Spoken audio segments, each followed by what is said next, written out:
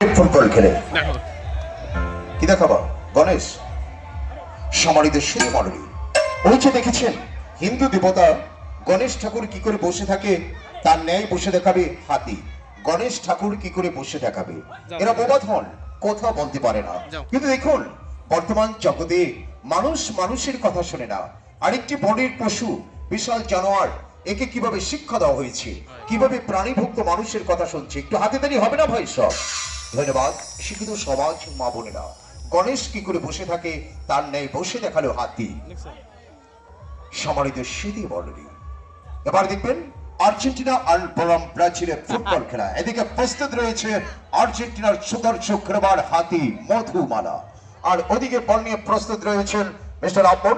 দেখা যাক কি হয়।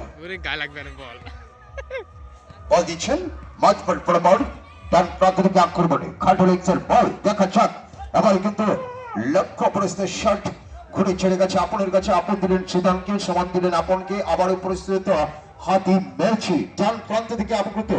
আবার দেখা যাক গোল হবার সম্ভাবনা, বারবার আক্রমণে ব্যর্থ। এবারে কিন্তু লক্ষ্য প্রস্তুত শট ঘুরে চলে গেছে নাতির কাছে। নাতি দিলেন প্রতীকে, প্রতি দিলেন হাতিকে।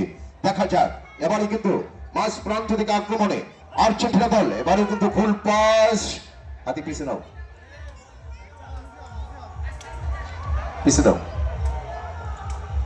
সম্মানিত শ্রী মণ্ডলী, হাতির খেলা হয়ে গেলেই আমাদের 34 সমাপ্তি হবে। হাতির ডান পাশে বড় করে গেট খোলা থাকবে।